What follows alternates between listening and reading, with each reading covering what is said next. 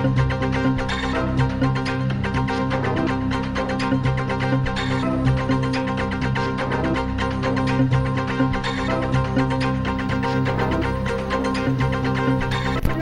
17 de abril del 2017. Muy buenas noches, amigos televidentes. Gracias por estar con nosotros en nuestro programa Hablemos Claro. Un saludo cordial a quienes nos ven a través del canal 43 en Santo Domingo de los Áchilas, en parte de Pichincha y en el Carmen Manabí, por supuesto, a quienes se enlazan a través de las redes sociales.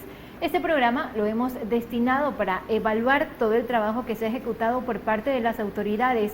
Un año después del terremoto del 16 de abril, considerado una de las catástrofes naturales que es considerada en el país como una de las más fuertes en la historia del Ecuador y que dejó innumerables pérdidas humanas y materiales. Muchísimas gracias por acompañarnos. Esto es Hablemos Claro, sin temor ni favor.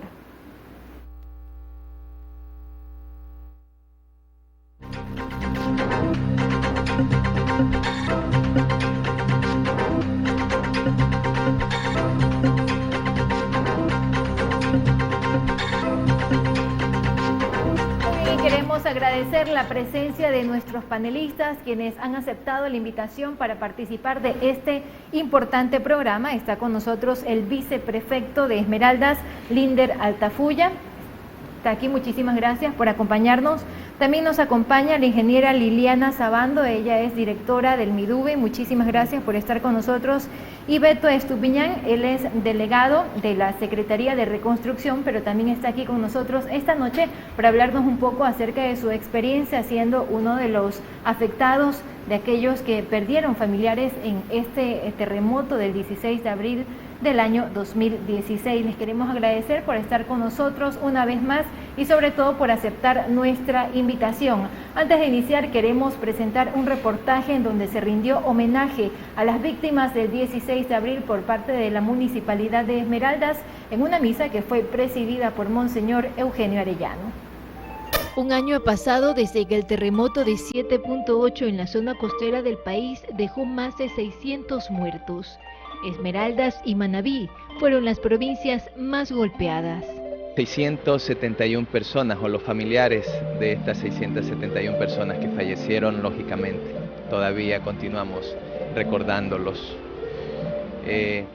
Pero también el compromiso de continuar honrando su nombre, en generando actividades que mitiguen lo inminente.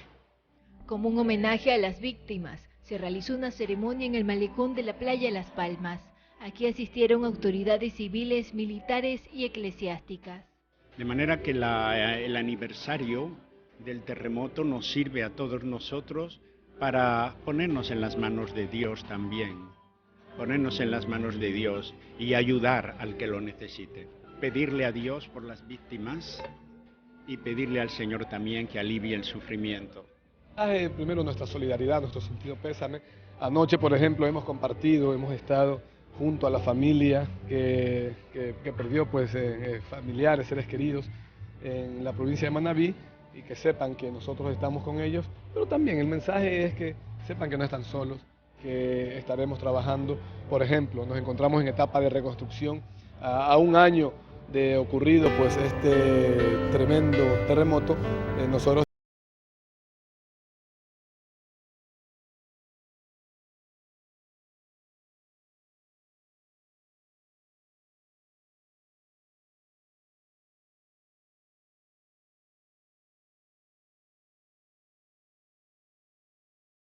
Víctimas como Beto Estupiñán, que nos cuenta que perdió a 4 integrantes de su familia. En mi familia 4 miembros fallecieron. La licenciada Lucia Estupiñán, el ingeniero Jorge Quinde, la señorita Sayira Noeli, quien iba a Puerto Viejo a estudiar medicina, y mi sobrino menor, Ailán Matías, de 8 meses de edad. En este proceso indudablemente triste, mis padres, quienes han asumido la potestad de 3 de los niños que quedaron en orfandad, ahora profesores dignos de nuestra tierra, ahora se jubilan a un año del terremoto para poder continuar con las actividades que mi hermana y sus familiares dejaron. El terremoto de hace un año fue el más poderoso registrado en la historia de Ecuador. Acabó con la vida de 670 personas, miles de damnificados y dejó daños materiales cifrados en $3.000 millones.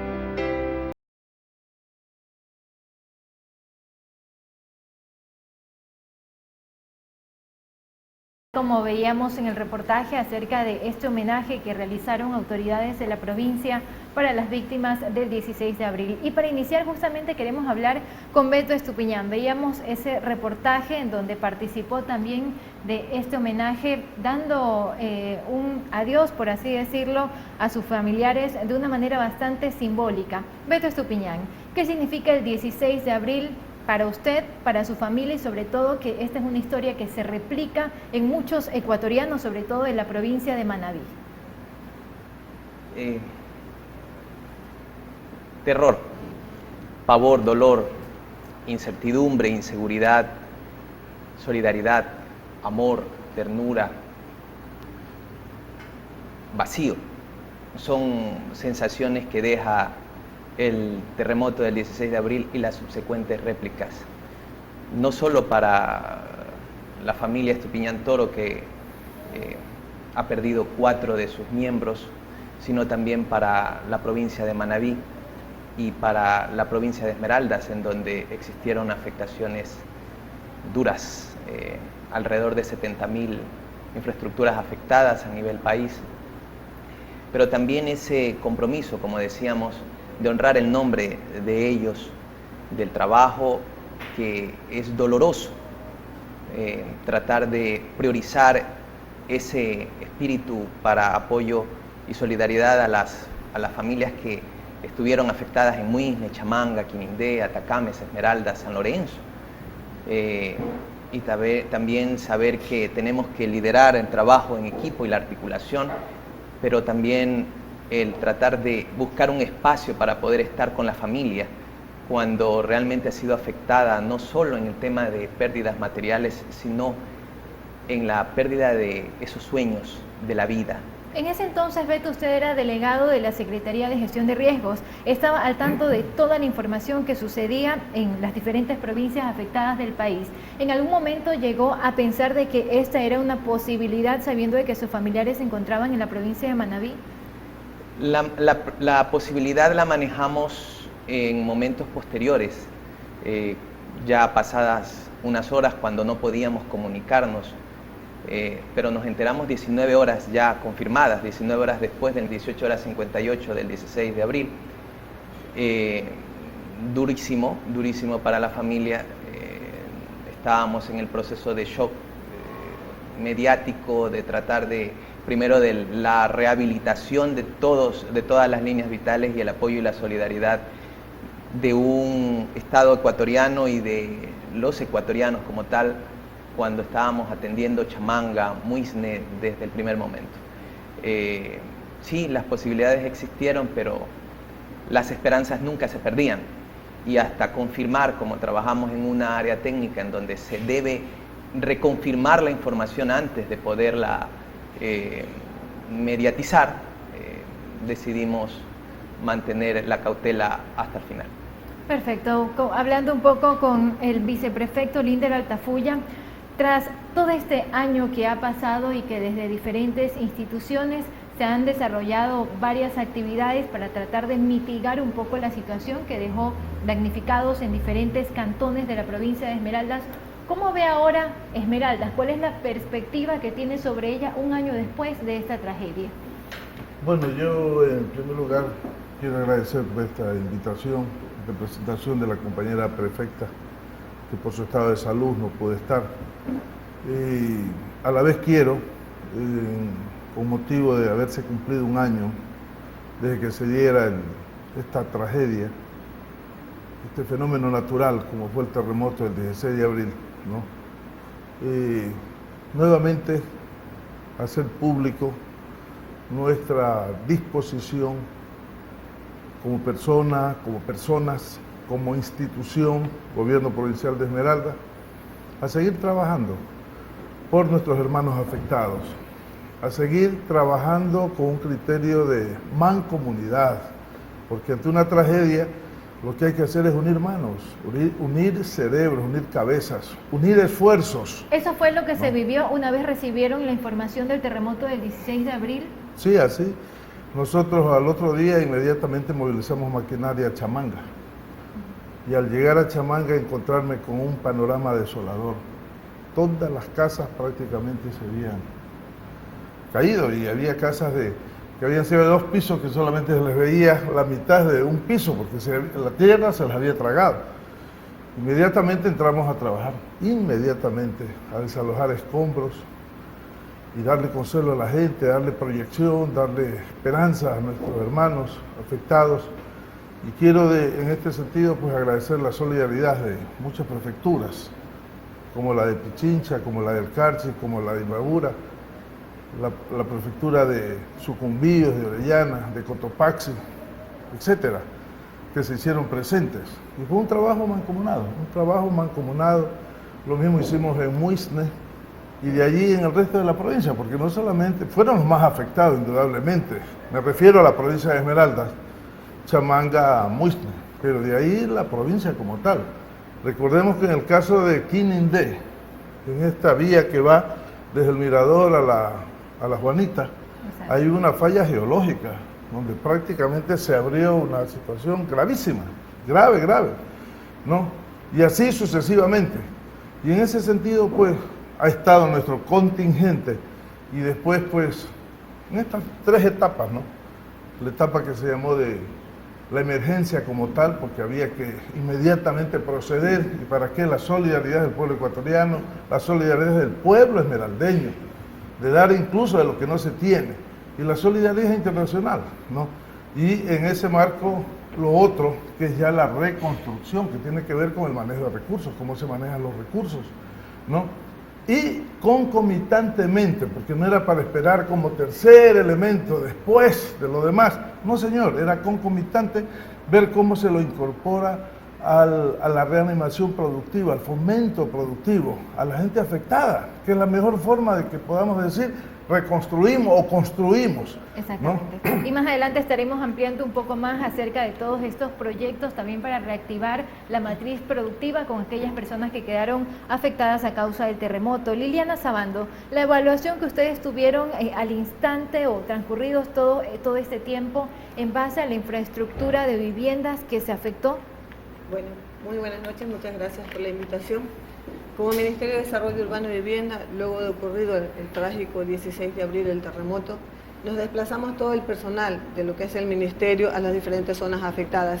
Tuvimos la colaboración de funcionarios de diferentes direcciones provinciales del Ministerio que nos vinieron a apoyar en todo ese trabajo de evaluación de cada una de las viviendas afectadas, en ese trabajo de semaforización que se hizo a las viviendas para saber si las personas podían habitar estas viviendas, si tenían algún tipo de restricción o si simplemente la vivienda no había sufrido ningún daño y podía ser habitada.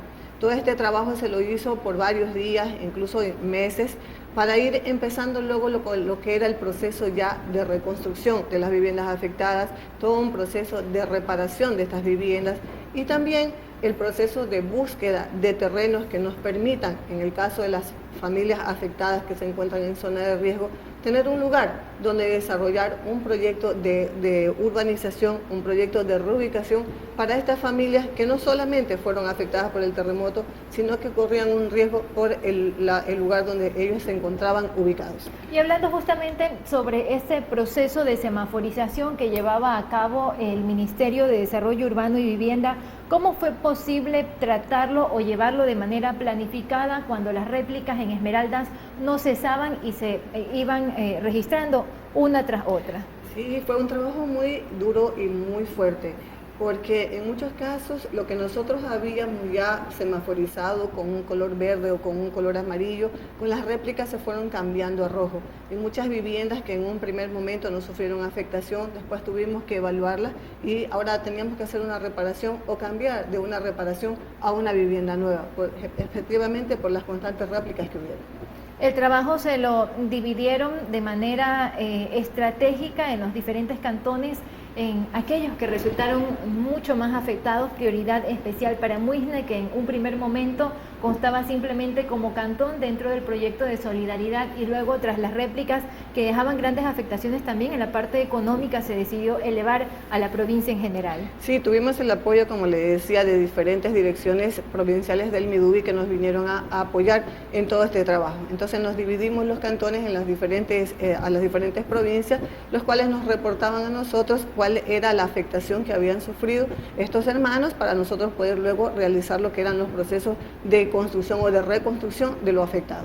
Beto Estupiñán, en ese entonces, como lo manifestamos hace un momento, usted era delegado de la Secretaría de Gestión de Riesgos y estuvo de cerca en todo este ejercicio de capacitar un poco a la población en qué es lo que debe de hacer en caso de que suscite un evento natural nuevo.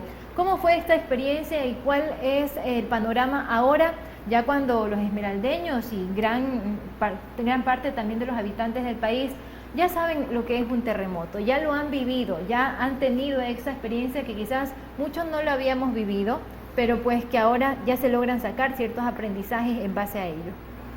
Hay que también resaltar un trabajo previo, justamente en Chamanga, en Portete, en Muisne, simulacros que se habían generado ante una hipótesis de lo que inminentemente podría pasar.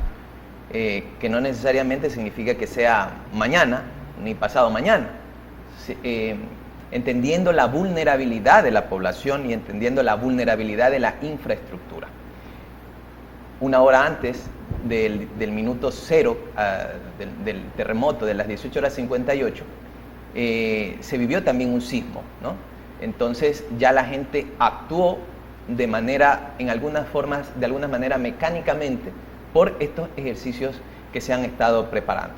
Y ya en la etapa ya del momento como tal, en donde la mesa técnica de trabajo actuaron de forma casi inmediata.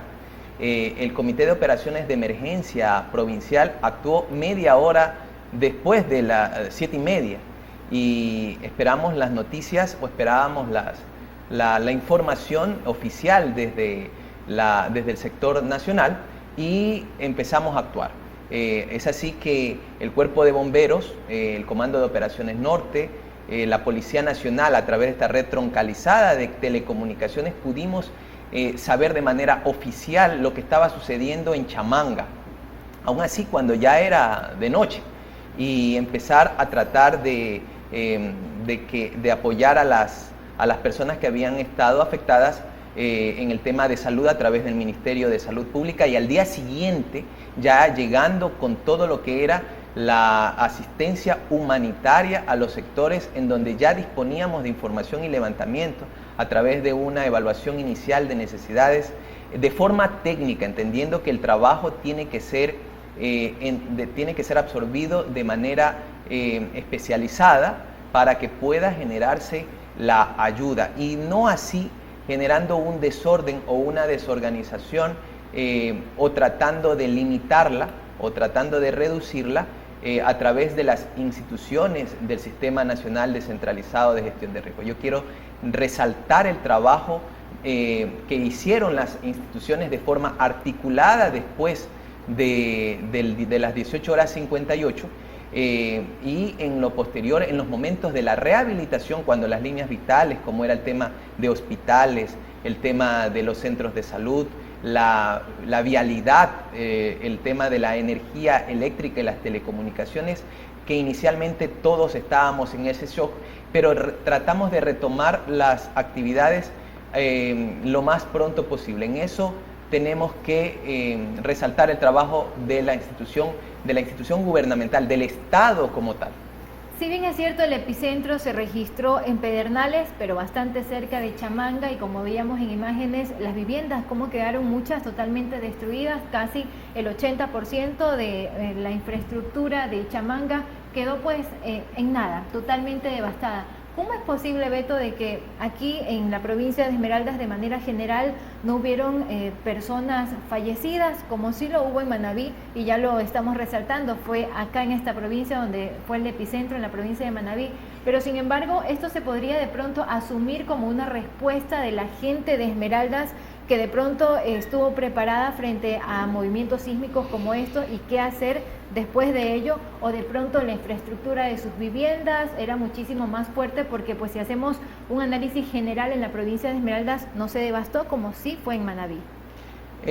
Varios puntos también por resaltar. A ver, primero lo que usted hace mención, el trabajo de prevención de una provincia en el caso de la gestión de riesgos, en el tema de la normativa de construcción probablemente, en la forma de construir. Uno. Dos, puntualizar el caso de lo que se volvió muy común hablar de las placas tectónicas. El tema de la sismología es muy puntual, el caso de 1942, el caso del sismo que se suscitó en la falla que está en Pedernales, y por lo tanto subsecuentemente se forman estrías sísmicas, o también se generan rupturas a lo largo de esa placa, que es la placa de la cordillera de Carnegie. Pero no así lo que se suscitó, que tiene relación pero que no es directa, lo que se suscitó en 1906, 1958, 1976, 1979. Entonces, por tanto, no es lo que hablábamos de alguna manera en los primeros meses, no era la placa, que es la megafalla de Esmeraldas, en donde se han generado sismos lógicamente de magnitudes mucho mayores que la que se ha suscitado en toda la falla de Manabí. Viceprefecto, ¿cuál es la evaluación que se realizó de manera inmediata desde la Prefectura de Esmeraldas y la planificación que se ejecutó a lo largo de este año en base a esta tragedia? Bueno, mire, en lo que tiene que ver a Esmeraldas, si bien es cierto, como usted lo ha puntualizado, no hubo fallecidos, como lamentablemente se dio con los hermanos de Manabí, ¿no? Pero además de la destrucción material hubo vidas, que eso es irreparable. Pero en Esmeraldas hubo destrucción. Y yo sí quiero decir que el gobierno en esto está en deuda con la provincia. Y en los reclamos que se hacen tienen razón de serlo. ¿Por qué? Porque mire, Esmeraldas, antes del terremoto del 16 de abril, ya había sufrido pues, una inundación a fines de enero. Claro, había sufrido. Y hasta ahora hay damnificados, familias damnificadas, la isla Vargas Torres. Ya había familias albergadas y estas familias se tuvieron que encontrar con aquellos que quedaron además que el invierno fue prolongado. Vino el terremoto y después del terremoto estamos hablando de más de 3.500 réplicas, y entre ellos las más fuertes, las del 18 de mayo, tanto en la madrugada como al mediodía. Y después ya el enjambre de temblores que prácticamente dio la puñalada a una de las actividades grandes que tiene Esmeralda, como es el turismo, y particularmente a un cantón eminentemente turístico como es Atacama. El caso de Tonsupa, el caso de Atacama es mismo, ¿no? Y prácticamente a Esmeralda no se le ha dado un trato como debía dársele, ¿no? Estamos hablando de que llegaron fondos de organismos internacionales, llegaron fondos de gobiernos. Aquí mismo se expresó la solidaridad de todos los empleados públicos del país, etcétera, etcétera, ¿no? Que dimos nuestro sueldo para justamente enfrentar esta tragedia. Y después se aprobó una ley que está vigente todavía, donde se subió el IVA del 12 al 14%. Si bien es cierto, el presidente de la República dice que se van a alcanzar a recaudar 1.400 millones, contradiciendo lo que él mismo había dicho antes, que se habían recaudado más de 1.400 millones. De lo que se conoce, de acuerdo al reportaje que da el Ministerio de Finanzas, es de que se han recaudado hasta ahora 1.600 millones de dólares. Y el gobierno está hablando de 2.200 que ha gastado hasta ahora. La pregunta es, ¿por qué esa inversión no ha llegado a Esmeraldas? ¿Por qué siguen nuestros hermanos afectados, tanto en Chamanga, en Muisne, aquí mismo, en la provincia y en otras partes? En las visitas que ustedes han realizado como Prefectura de Esmeraldas, ¿han constatado esta necesidad? ¿Cuál es el sentir de la gente y qué es lo que mayoritariamente piden? Bueno, primero, en lo que tiene que ver a la emergencia, aquí hubo una gobernadora que dijo que en Esmeralda no pasaba nada.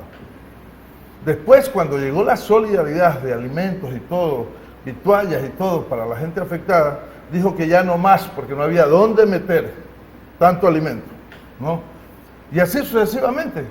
Se conformó por decreto ejecutivo un comité de reconstrucción, integrado por el vicepresidente, ministros, coordinadores, integrados por las autoridades de Manabí, prefecto, 2 alcaldes, el de Pedernales, Alcíbar, y el de Puerto Viejo, Casanova, el representante de los sectores de la producción y el representante del comercio de Manabí y pequeño comercio. Y de Esmeraldas, ni una autoridad integrando ese comité de reconstrucción. Entonces, desde ahí, mire usted, ya una situación que no es normal, pues, si son las 2 provincias más afectadas y las 2 están dentro de este corredor que le llaman corredor sísmico, ¿no? Entonces, que requieren la misma atención.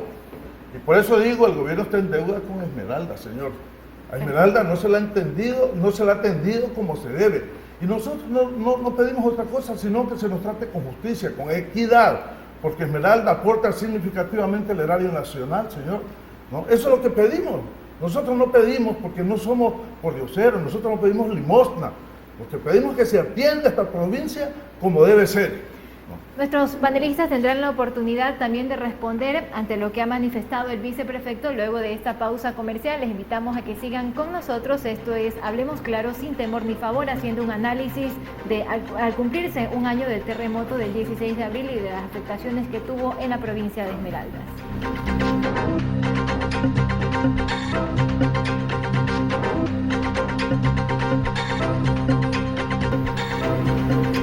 Seguimos en nuestro programa Hablemos Claro, hablando sobre el análisis que se puede realizar durante este año del terremoto del 16 de abril. Y Liliana Sabando tenía la palabra una vez culminar de la pausa comercial para responder ante lo que manifestaba Linder Altafulla, viceprefecto, sobre la respuesta que se ha brindado por parte del gobierno frente a este desastre natural. Bueno, en primer lugar yo quisiera dejar claro uno de los temas, el problema de la inundación del 25 de enero del año pasado. Desde el año 2013 está establecido que es competencia de los GAC municipales todo lo que son los procesos de reubicaciones por las familias que se asientan en zonas que son consideradas de riesgo. Es una competencia exclusiva de los GAC municipales. Sin embargo, el Estado ecuatoriano ha estado ayudando y colaborando en los diferentes cantones para poder hacer procesos de reubicación cuando los municipios nos entregan a nosotros un terreno donde podamos reubicar. Es decir, esto no se ha realizado en su totalidad con las inundaciones del 25 de enero. El municipio de Esmeraldas no ha brindado el proceso de reubicación para que ustedes culminen su trabajo. Así es. En el segundo tema que hablaba sobre la deuda que tiene el Estado por lo que fueron las afectaciones del terremoto, se ha dejado claro desde un principio de que todo el proceso de reconstrucción no lo íbamos a hacer en un año. Se estaba establecido y se tiene previsto más o menos un cronograma de 3 años para lograr recuperar todo lo que se ha perdido. Chamanga, donde hablaba el viceprefecto, estamos allí en un proceso de construcción de una ciudadela completa de 475 unidades habitacionales para precisamente la gente que dentro del área de Chamanga y de acuerdo a los estudios que se realizaron se encuentran en una zona vulnerable. Adicional a esas 475 unidades habitacionales, el Ministerio ya construyó más de 100 viviendas en terreno propio y en zona segura y reparó ya 45 viviendas en ese sector. Pero seguimos trabajando. Como les decíamos, no es en un año lo que vamos a hacer. Hemos hecho bastante, nos falta mucho también por hacer y continuamos nosotros en el día a día todo lo que es el programa de reconstrucción y reparación.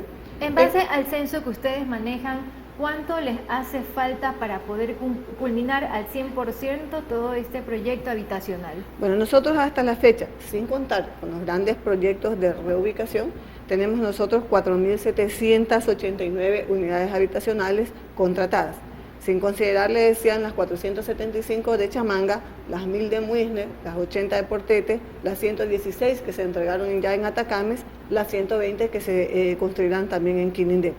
De toda esta inversión y de todo este proceso de evaluación que hicimos y de todo un proceso de reconstrucción, del 100% de evaluaciones que se han afectado a nosotros, hemos considerado que ya llevamos atendida a la población en un 60% en el primer año de lo que es al primer año del terremoto del 16 de abril. Sin embargo, sí se puede reconocer que de pronto han habido falencias con ciertos trabajos por parte de ingenieros que tenían a cargo realizar procesos de inspección y que esto ha retrasado el trabajo del Midubi, por ello hay mucha gente que se siente desatendida.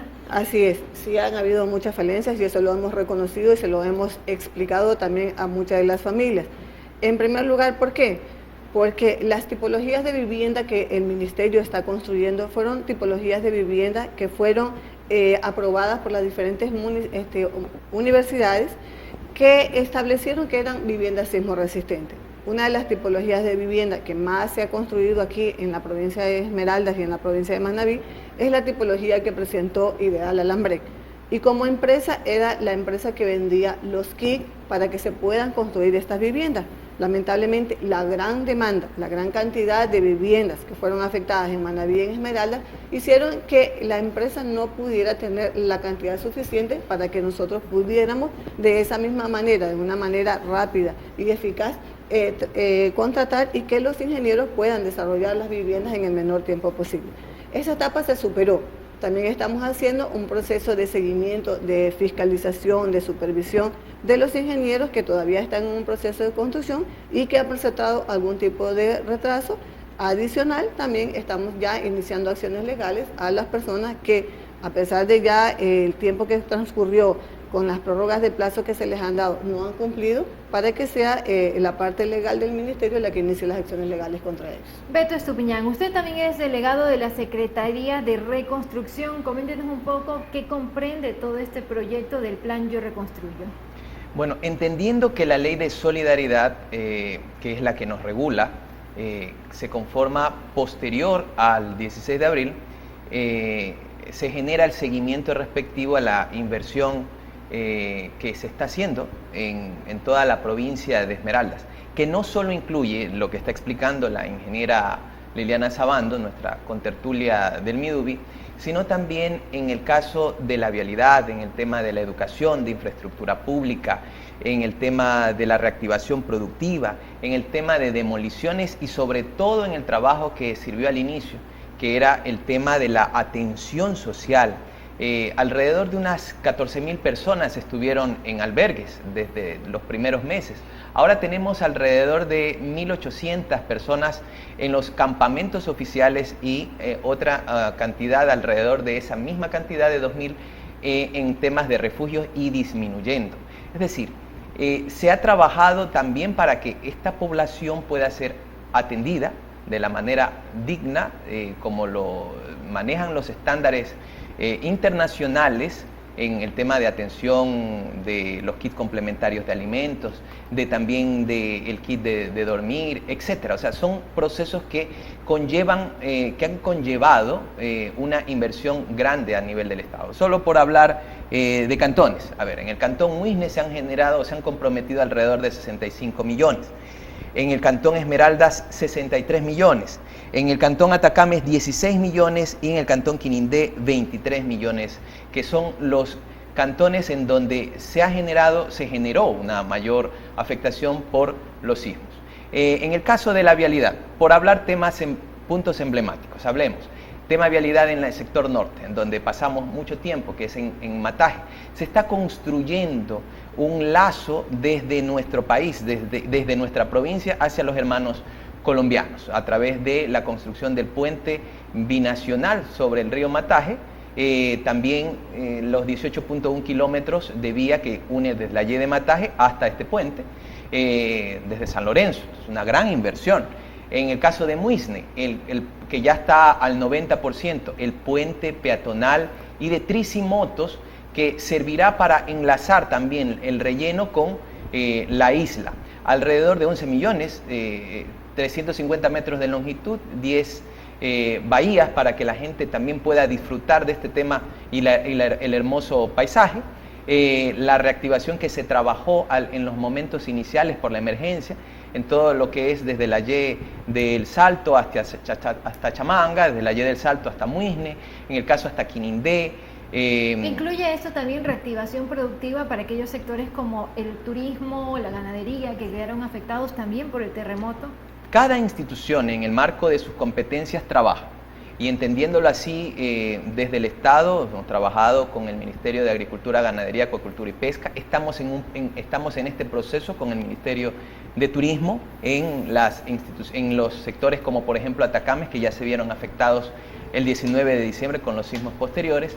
Y es un caso puntual y en el caso de trabajarlo de forma articulada. Cada gobierno autónomo descentralizado, haciendo énfasis lo que ha dicho nuestra compañera del MIDUBI, tiene que encargarse en el marco de sus competencias en el tema del fomento productivo, en el caso del área urbana, en el caso de los servicios, pero aún así el gobierno nacional está trabajando y apoyando las acciones que en algunos casos no estaba construida. El caso, por ejemplo, de Chamanga, no teníamos sectores en donde poder generar urbanización, en el caso de Muisne de la misma manera, no existían unidades educativas, en algunos casos que prestaran las posibilidades. Ahora tenemos 26 a nivel de la provincia, en algunos sectores no existían las condiciones, pero se han estado tratando de construir en algunos casos, pero también en el caso de la reconstrucción.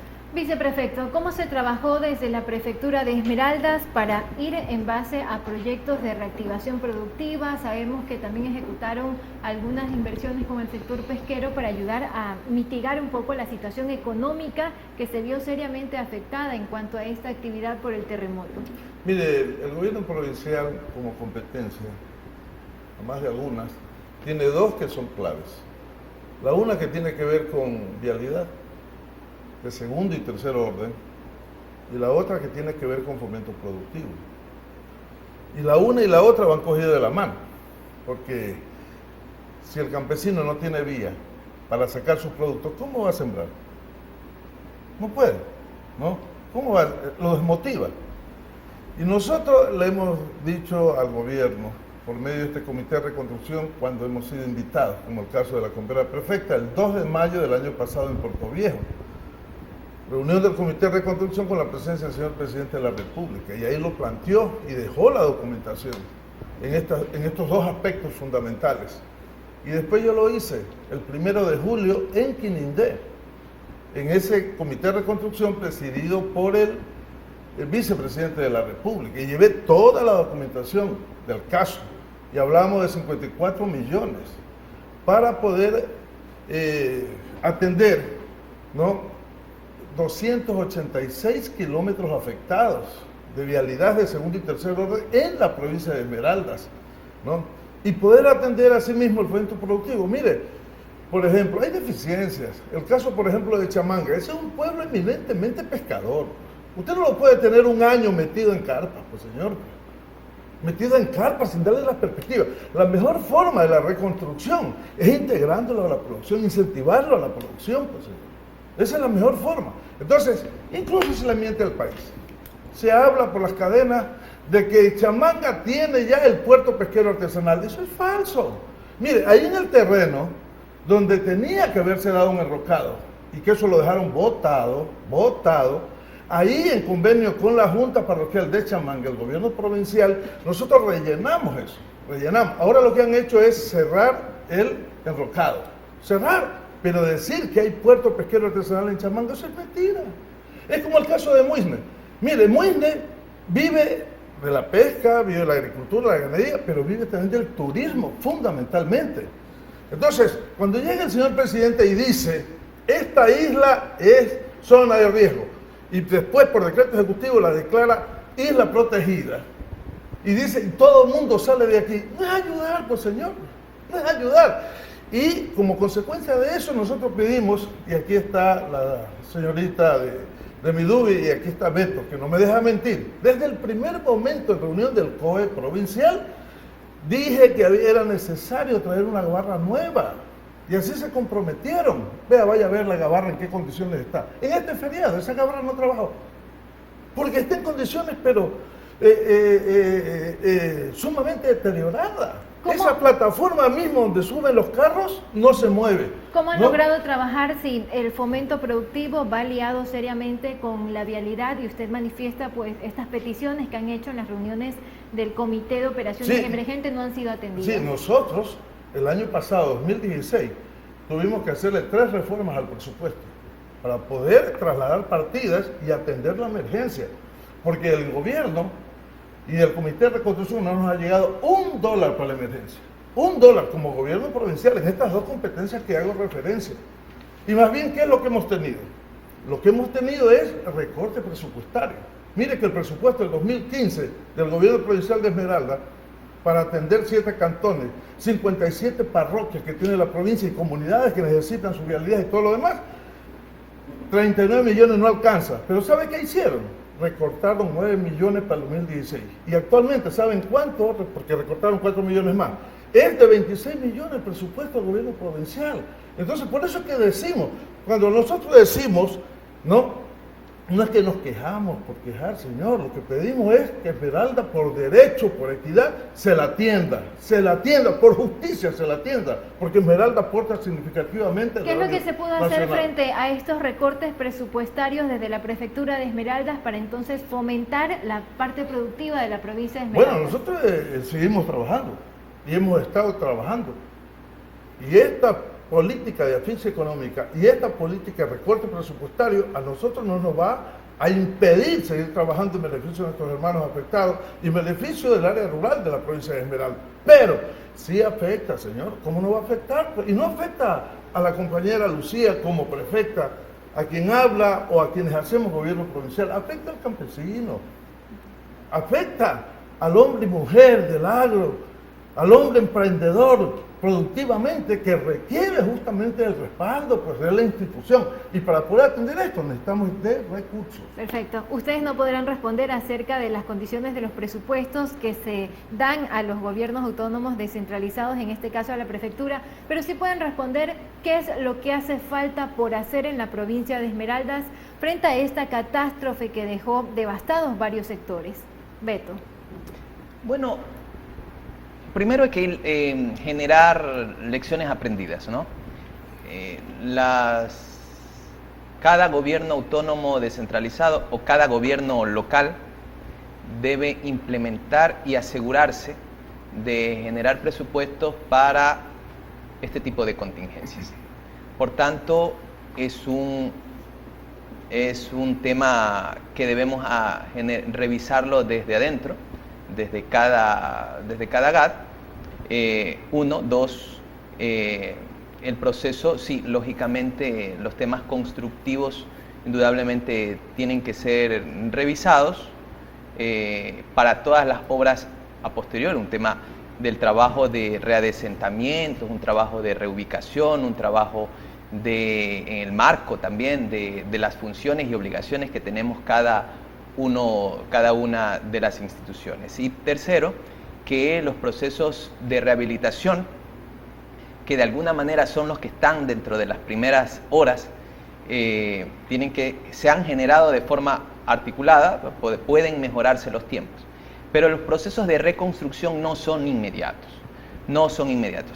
Cuando hablamos de gestión de riesgo, hablamos de la fase del antes, durante y después. El después es el proceso que llamamos de recuperación.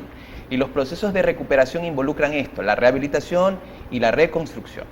La reconstrucción depende mucho del país, del grado de resiliencia que tenga el país, de adaptarse, primero de enfrentarlo y después de adaptarlo.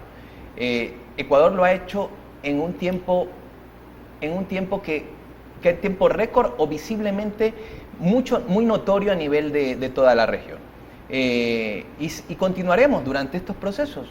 Hay que revisar procesos por procesos. ¿Considera que hay cosas que de pronto se dejaron pasar por alto y que se tuvieron que poner en mayor atención, o que el trabajo que se ha ido ejecutando ha sido en base a la planificación tal cual como lo tenían establecido? Hay un trabajo de planificación, y la planificación y los presupuestos manejan supuestos, y son flexibles, organizados, Y eso es lo que tenemos que continuar trabajando de forma articulada, de forma mancomunada. Estamos de acuerdo, hay que hacerlo de esa misma forma. Nosotros revisamos como Estado a través de estas reuniones de comités de operaciones de emergencia o a través de nuestras reuniones de comité de reconstrucción de forma local, lo revisamos y estamos en ese proceso de mejoramiento continuo. Eso es un tema de feedback, ¿no? Es decir, aprender, retroalimentar y planificar para lo posterior. Y estamos haciendo un trabajo adecuado, un trabajo que merece también el agrado, la visibilidad también de cada responsabilidad que tengan los actores locales. Si cada actor local o cada institución del Estado realiza un trabajo efectivo, tenga la seguridad que, primero, el beneficio es para todos, pero también es para la institucionalidad como tal. Liliana, ¿cuántas personas hay hasta el momento albergadas en la provincia de Esmeraldas y cuánto tiempo más van a tener que esperar por ser reubicadas en alguna vivienda? Bueno, de acuerdo a la información que maneja el MIES, son alrededor de 1.800 personas que se encuentran en los albergues. Se ha establecido ya un cronograma de cierre de los albergues porque estamos nosotros en todo ese proceso de construcción de las unidades habitacionales.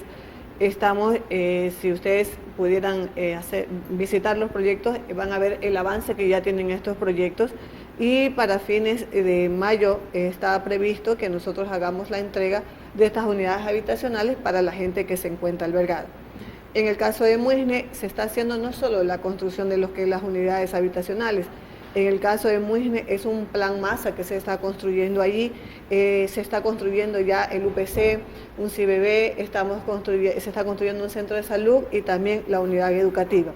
Adicional a eso, el Ministerio de Desarrollo Urbano y Vivienda, como su nombre lo indica, no solo es el Ministerio de la Vivienda, también tiene contratada y está en ejecución una consultoría para desarrollar la parte turística de la isla de Muisne, porque lo que le decimos nosotros a la gente, sí, lo importante para todos nosotros y para cada persona es la vida. Lo físico, lo material se perdió y lo podemos recuperar, pero la vida no.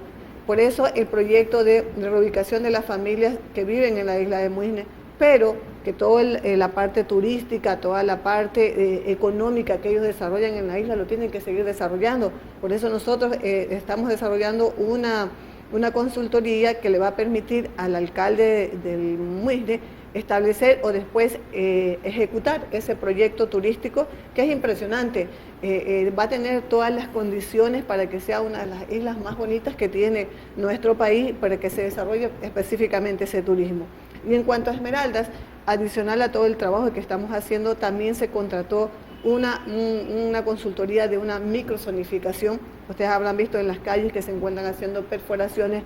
¿Y para qué nos va a servir eso? Una vez que se termine la microzonificación, se le entregará al GAC municipal para que se establezcan las normas y las condiciones que deben ser consideradas para los procesos luego de construcción. ¿Cuáles son las normas? ¿Cuáles son los tipos de cimentación de acuerdo al resultado que dio la microzonificación, para que en el caso de que vuelva a ocurrir un sismo, las viviendas o las edificaciones no sufran mayor afectación? ¿Cuestiona usted en algún momento el trabajo que se ha ejecutado con algunos municipios o el trabajo que no se ha realizado con ciertos municipios de algunos cantones para agilitar los procesos del MIDUBI? Bueno, no lo cuestiono, depende también, y en muchos municipios es muy complicado, por ejemplo, en el caso de conseguir unos terrenos aptos para desarrollar los proyectos de urbanización. En el caso de Atacama logramos que el municipio nos traspasara a nosotros 2 hectáreas y nosotros en 2 meses construimos todo un proyecto con todas las obras de infraestructura básica. No así, no nos han permitido las condiciones en Muisne, porque fue muy difícil encontrar un terreno que cumpla las condiciones. ¿Qué pasa en Esmeraldas? Lo mismo. En Esmeraldas estamos nosotros ya con el municipio de Esmeraldas haciendo un proceso de validación de terreno para que en el momento en que el terreno ya se encuentre prestando todas las condiciones, nosotros podamos desarrollar lo que son los proyectos de urbanización. Pero en Esmeraldas, por el tema del terremoto, no vamos a hacer un proyecto de reubicación como hemos hecho en otros años. Lo que vamos a hacer, y estamos ya en proceso, adquiriendo terrenos pequeños donde nosotros podamos implementar las unidades habitacionales de forma rápida, porque ya tienen los servicios básicos y eso nos ahorraría a nosotros tiempo. Hemos ya solicitado todo lo que es el historial de dominio de todos los predios que buscamos aquí en Esmeraldas para este proceso de reubicación. El tipo de vivienda que nosotros vamos a construir es el tipo de vivienda que se está construyendo tanto en Chamanga como en Muisne. Esas unidades habitacionales prácticamente se funden una por día. Eso nos agilita y nos garantiza que nosotros en el menor tiempo posible podamos tener a las familias viviendo ya en estas unidades habitacionales. Con esto nos vamos a una nueva pausa comercial. Invitamos a que sigan con nosotros al volver la parte final de este programa Hablemos Claro, analizando el trabajo que se ha ejecutado desde varias instituciones luego de transcurrido un año del terremoto del 16 de abril.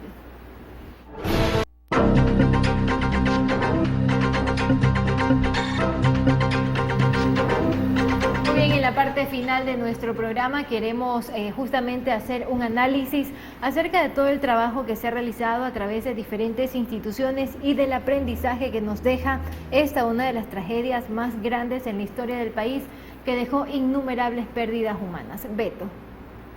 Inicialmente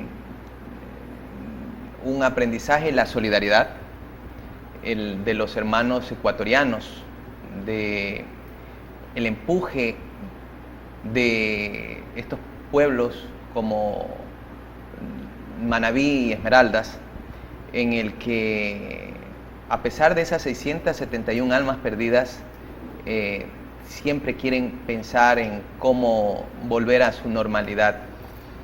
Las instituciones, los sueños, el acompañamiento que se generan para que esos sueños se vuelvan nuevamente a reactivar. Entender que en los campamentos, en los refugios, en las zonas donde se ha visto afectada, la gente quiere nuevamente el apoyo del Estado y siempre lo ha tenido. Y continuar. Salir adelante. Y quieren continuar. Eso es lo bueno, el espíritu pujante de las ciudades. También el de las personas que, a pesar de estos 10 esmeraldeños que fallecieron por su paso en Manabí, continúan recordando a estos familiares. Yo quiero saludar y aplaudir el esfuerzo que hacen mis padres diariamente para poder nuevamente estar en lo que sería la cotidianidad, un espacio que nunca se va a quedar. Ellos, como le decía en el reportaje anterior, maestros de Esmeraldas, ahora tienen que estar nuevamente como padres de familia, han decidido jubilarse de forma voluntaria, el Estado ha apoyado en eso, un acompañamiento también, y lógicamente ahora ellos estarán en nuevas actividades de lo que mi hermana Lucy Yanine y de mi cuñado pues han dejado. Una lección sobre todo el tema de la articulación interinstitucional y ese aprendizaje continuo en el que estamos todas y cada una de las instituciones. Estas reuniones que a veces no son tan bien vistas, pero que son inmensamente necesarias. Las reuniones de los comités de operaciones de emergencia, los comités de gestión de riesgos y el trabajo que se llevan desde cada gobierno local. ¿Se lograron superar aquellos mensajes de texto, aquellos audios que circulaban por las redes sociales en donde se pronosticaban eventos naturales desastrosos para la provincia de Esmeraldas y para el país? Porque fue algo propio del ambiente, propio de la situación que se estaba viviendo en la provincia. Yo diría que no se han superado en su totalidad. Sí, hemos mejorado. Todavía hay que reforzar este tema de la informalidad y de que cada persona piense que algo pueda llegar cuando no existe una información oficial. La información oficial es sumamente importante. El tema de las redes sociales, el tema del dime y el direte, los ataúdes, las fundas. Entonces son temas que hay que seguir fortaleciendo. Recordemos que no va a ser el último evento que vivamos. Las inundaciones son cíclicas. Los sismos también son cíclicos y muchas de los eventos naturales asociados a esto, a la naturaleza, pero que terminan siendo un proceso sociológico, un proceso de la vulnerabilidad poblacional, desde la parte física, continuarán a lo largo de los años de Esmeraldas y tenemos que aprender de nuestros errores. Para terminar, en el caso de lo que se nos suscitó el 16 de abril, Después vinieron las réplicas de los nuevos eventos del 19 de diciembre. Y el trabajo articulado institucional se vio en los primeros días, para aprender de lo que ya habíamos vivido anteriormente. Liliana Sabando, el diagnóstico que se puede realizar de todo el trabajo ejecutado a través de diferentes instituciones y sobre todo desde el Miruvi. Bueno, yo creo que fue un trabajo arduo, que no se ha completado, que nos ha dejado muchas lecciones también, como decía Beto, y entre esas lecciones yo creo que debe existir la responsabilidad de cada profesional que construye, el cumplimiento de las normas de construcción, el seguimiento de los GAC municipales a estas obras de construcción, y la responsabilidad de quienes construyen, los maestros, los albañiles, de utilizar el material adecuado, los elementos adecuados en cada una de las construcciones para no tener lo que ya tuvimos, las fallas en muchas de las viviendas. Y sobre todo la responsabilidad de cada uno, de los quienes conformamos también las instituciones del Estado, en ese trabajo mancomunado que hicimos, en ese esfuerzo que cada uno hemos hecho mucho más de las horas de nuestros horarios de trabajo, porque hemos trabajado mucho más de eso, por la responsabilidad que teníamos ante una emergencia y ante todo lo que estaban sufriendo las personas que en pocos segundos vieron caerse todo un esfuerzo de una vida.